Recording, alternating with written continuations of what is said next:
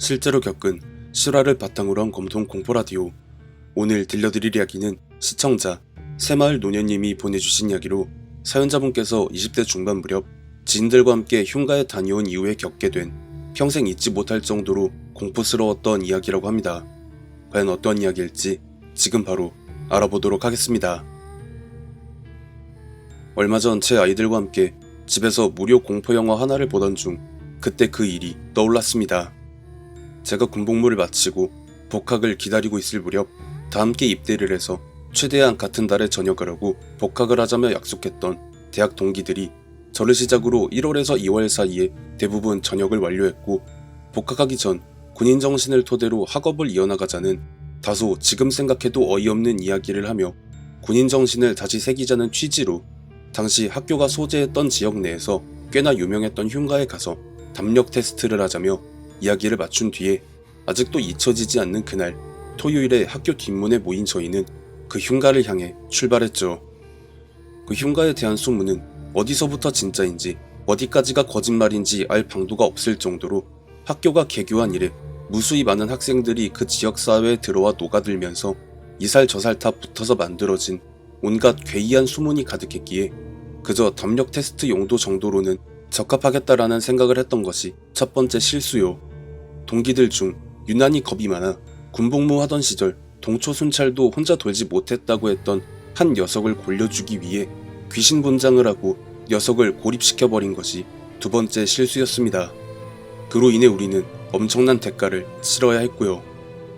그 흉가는 총 2개 층으로 구성된 대략 70년도 정도에 지어진 것으로 보이는 건축 양식과 비록 오랜 세월 사람의 손이 타지 않아서 많이 낡긴 했지만 적어도 그 흉가에 살았었던 사람들은 못해도 지역의 유지였거나 유서 깊은 부잣집 혹은 명문가가 아닐까 생각이 들 정도로 으리으리했습니다. 넓게 펼쳐진 마당의 크기만 하더라도 아파트 한 채는 좋게 들어가겠다 싶었고, 아직도 기억나는 그 흉가의 화장실은 당시 제가 살았던 자취방의 거진 3배는 될 정도로 넓었으니까요. 저희는 그 흉가의 마당으로 진입하자마자 그곳이 흉가라는 것을 까맣게 잊고 진시황이 살았나 보다 아방궁 그 자체 아주 호들갑을 떨어가며 한 번만 이런 집에서 살아보면 소원이 없겠다며 감탄을 자아내다가 갑자기 서로 "어?" 하는 외마디 고함을 지르면서 서로를 보며 거의 동시에 방금 누가 내 어깨 쳤냐며 놀란 모습을 보이고 있었습니다. 저 역시 마찬가지였고요. 물론 일렬 횡대 형태로 서 있었기에 팔만 뻗으면 상대의 어깨를 아주 쉽게 건드릴 수는 있었을 테지만 구태여 그런 짓을 할 이유가 없었기에 당시 저희 모두는 밀려오는 당혹감을 감추지 못하면서 그냥 돌아가는 게 어떻겠냐는 이야기를 꺼내기 시작했지만, 특전병 출신이기는 하나 당최 모를 특전사 부심이 가득했던 한 놈이 "아니 이런 거 다 감수하고 온 거 아니냐라고 모두를 다그치며 먼저 들어가겠다는 포즈를 취하자 저는 녀석에게 다가가서 잠옷 화난 척 "먼저 들어가서 멋대 봐라 병신아" 라고 비아냥거리며 한쪽 눈썹을 올려 보이며 사인을 보냈습니다. 치료용품을 가져온다는 핑계로 그 녀석이 메고 온 백팩엔 귀신 분장을 위한 용품이 들어가 있었고, 이미 그곳을 다녀온 경험이 있던 고학번 선배들을 통해 내부의 구조를 파악한 상태였기 때문에 대충 화장실 욕조 안에 분장용품을 넣기로 짜고 친 상황에서 일부러 벌인 일이었죠. 그렇게 삐진 척하며 흉가 안으로 들어가는 녀석을 말리러 가는 척 저와 다른 2녀석이 뒤따라 안으로 들어갔고, 유독 들어가기를 꺼려하던 마지막 한 놈이 결국 마지못해 따라 들어오는 모습을 보며 녀석을 제외한 저와 모두는 입꼬리가 귀에 걸릴 정도로 웃으며 매복지로 흩어졌다가 한 명씩 화장실로 들어가 환복을 하고 나와서 각자의 매복지에서 대기하다가 저와 다른 녀석들을 애타게 찾는 영진이의 떨리는 목소리를 듣자마자 발소리를 죽이며 천천히 움직이기 시작했습니다. 당시 저와 동기들은 공연연극학과에 재학을 하고 있긴 했지만 그와 별개로 분장팀의 지원을 받지 않는 이상 분장 실력은 조잡하게 그지없었기에 약간의 눈썰미만 있더라도 이 새끼들이 장난하나 하며 금방 눈치를 챌 가능성이 높았으나, 안타깝게도 영진이는 이런 애가 어떻게 우리 과에 들어왔나 할 정도로 눈썰미는 고사하고 연극에 재능조차 없던 녀석이라 분장을 한 상태의 제가 자기 눈앞에 나타나자마자 헉 하면서 주저앉더니 온갖 욕을 뱉어내며 특정 종교의 신을 찾으면서 우왕좌왕하길래 이 새끼 이거 다른 애들까지 보면 기절하겠다 싶어서 정체를 드러내고 미안하다고 사과를 한 뒤 사실 이러쿵 저러쿵 하고 있었다는 계획을 알려주면서 대충 다른 놈들이 어디 숨었으니까 네가 역으로 놀래켜주라고 말을 하고는 거실 바닥에 앉아 가져온 양초를 켠 뒤에 흉가 내부를 두리번거리며 보고 있었습니다. 그렇게 제가 짚어준 포인트로 영진이가 이동한 지 20분 정도 지났을 시점, 분명 이쯤 되면 흉가 안에서 온갖 비명소리와 욕설이 난무해야 정상인데도 정말 이상하게도 고요했습니다. 간간히 발자국 소리가 들려오기는 했지만 예상했던 일이 일어나지 않으니 뭔가 이상하다 싶었던 저는 결국 일어나서 각 포인트를 돌아보던 중 40년대에서 60년대를 배경으로 하는 드라마에서나 봤을 법한 옛날식 정장의 조끼 차림에 떡진 머리에선 검붉은 피가 흘러내리고 있는 남자와 눈이 마주쳤고 키로 보나 체형으로 보나 명호가 분명했기에 말을 붙였죠. 야, 영진이 그 새끼 너 있는 쪽으로 안 왔냐? 하지만 이런 제 말에도 명호는 제게 가까이 다가오지 않고 멀찍이 떨어진 상태로 고개를 갸우뚱거리며 마치 네가 무슨 말을 하는지 이해를 못하겠다는 제스처를 보이더니 벼랑간 뒤를 돌아서는 제게 따라오라는 손짓을 하며 앞으로 가기 시작했고 저 새끼가 너무 역할극에 집중을 하고 있는 건가 하며 뒤따라 움직이면서 야, 소곤거리면서 뭐라고 말을 좀 해 병신아. 역할극은 영진이 새끼한테만 하면 되잖아. 하며 말을 붙여도 묵묵부답이더라고요. 저는 머리끝까지 화가 났지만 녀석들을 역으로 놀리려 영진이와 입을 맞추고 배신을 한 상황이었기에 나중에 거품 물고 기절하지나 말라며 속으로 비웃으며 명호를 따라갔죠.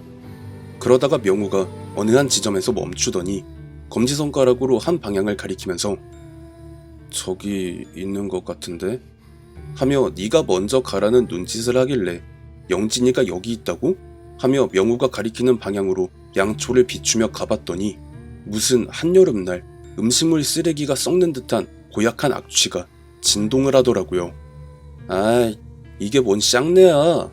신경질적인 욕설을 뱉으며 그 방의 내부를 양초로 비춰보니 이미 부패가 진행된 고양이의 유골과 그 위로 덮여져 함께 부패돼가는 들깨로 추정되는 여러 구의 시신이 보였고 순간적으로 뒤를 돌아본 저는 그만 양초를 떨어뜨리고 주저앉을 수밖에 없었습니다.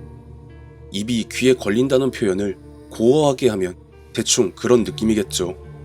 한창 20몇 년 전에 빨간 마스크니 뭐니 인터넷상에서 유행할 때 빨간 마스크를 쓴 여인이 마스크를 벗었을 때 그 사진과 거의 100% 일치하는 모습을 하고 있는 제가 명호라고 착각했던 그 남자가 나 명호 아닌데?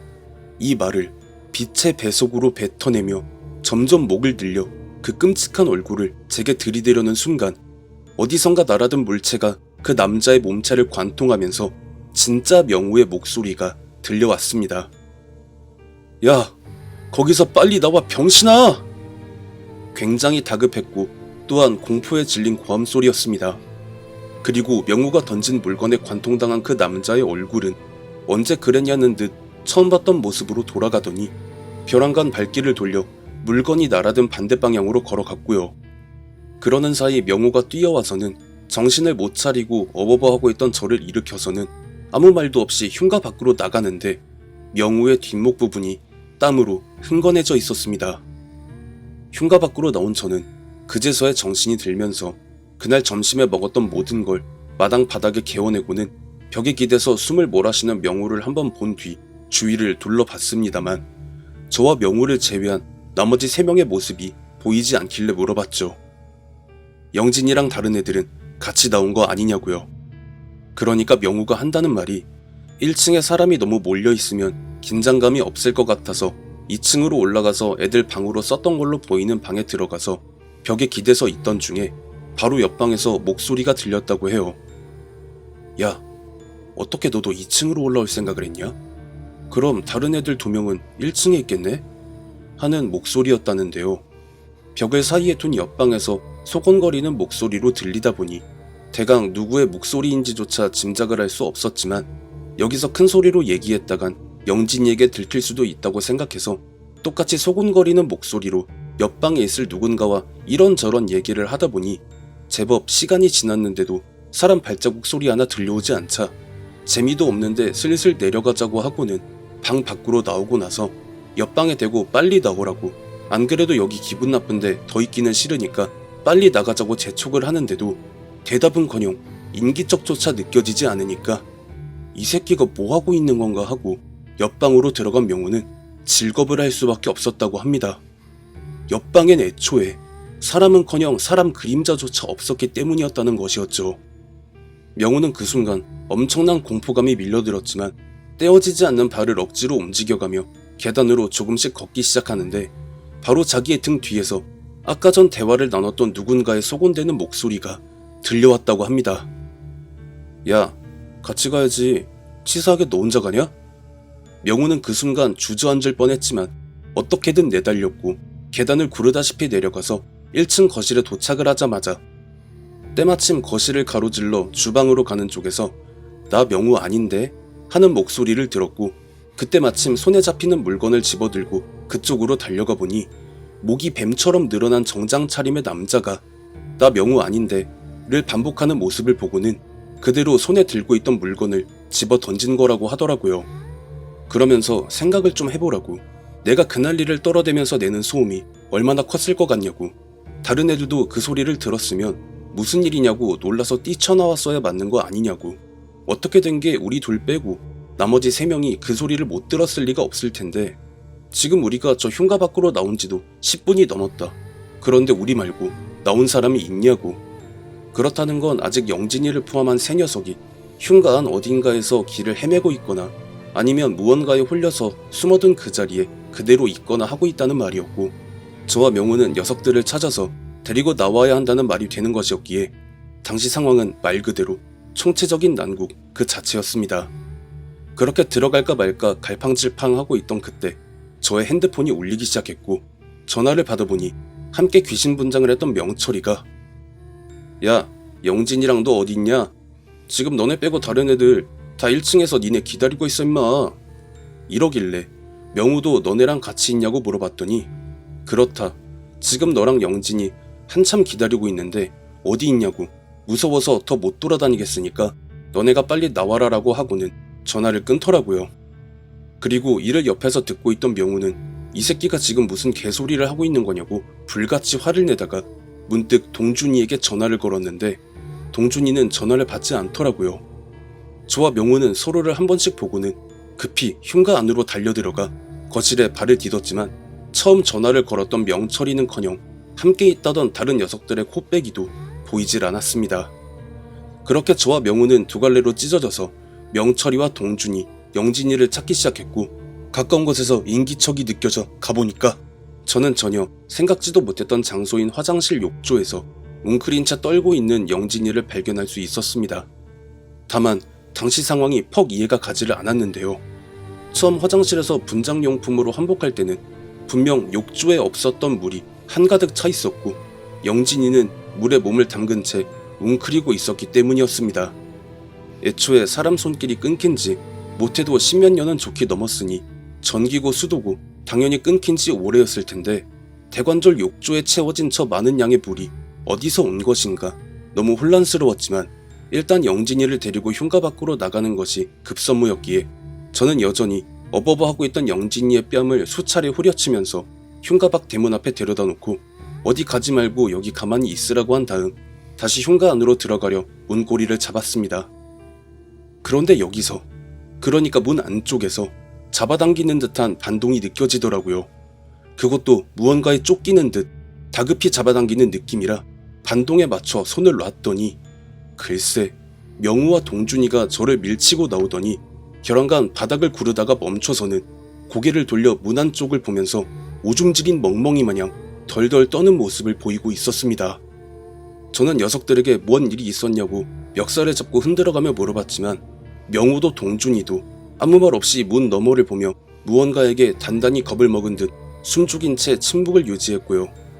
한참을 그러다가 어느 정도 진정이 됐는지 명우가 숨을 거칠게 들이쉬며 말을 하기를 제가 화장실 쪽으로 방향을 틀고 난 뒤 주방 쪽으로 걷다가 도마를 칼날로 치는 소리가 들리길래 뭔가 싶어 주방 쪽으로 가보니까 동준이가 거의 썩어 문드러진 아무것도 올라가 있지도 않는 도마를 잔뜩 녹슨 칼로 내려찍고 있는 모습이 보였고 그 즉시 칼을 빼앗아서 던진 다음 동준이의 멱살을 잡고 막 흔드니까 그제서야 정신을 차린 동준이가 빨리 나가자고 자기 손을 잡고 거실 쪽으로 달리는데 벼랑간 금방 전 명우가 동준이에게서 빼앗아 던진 녹슨 칼이 일직선을 그리며 자기 뺨 옆으로 스쳐 지나가면서 자기 뒤에서 아깝네.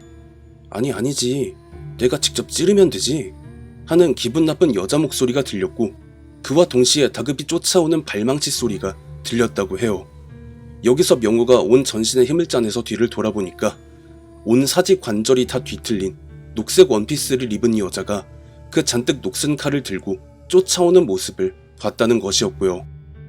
한참 말을 막 쏟아내던 명우를 제지하고 동준이가 저한테 명철이는 어디 가고 너랑 영진이만 나와 있냐고 물어보는데 그제서야 명철이의 존재에 대해 까마득하게 잊고 있었다는 걸 알아챘죠.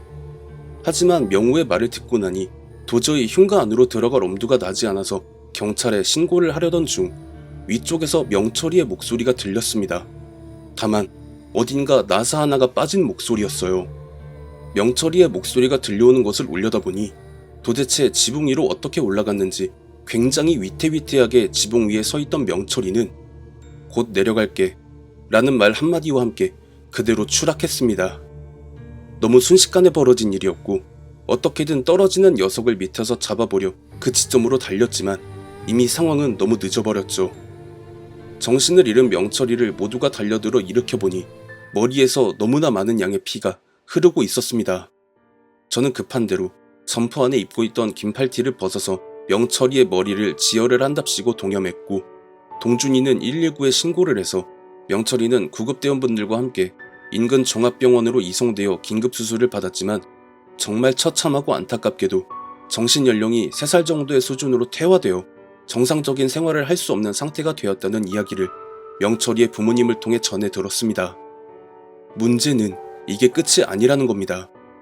동준이는 흉가를 다녀온 이후로 한 달이 넘도록 가위에 시달리며 몸무게가 30kg 가까이 빠져나가며 위태스러운 모습을 보이다가 결국은 그 부모님의 손에 끌려 무속인을 찾아가 억 단위에 가까운 돈을 지불해가며 구슬받았고 영진이는 복학을 일주일 앞두고 자퇴를 한 뒤 종적을 감춰버렸으며 명우는 신호를 잘못 보고 횡단보도를 건너다가 교통사고를 당해 오른쪽 다리가 골절되어 병원에 입원했었습니다.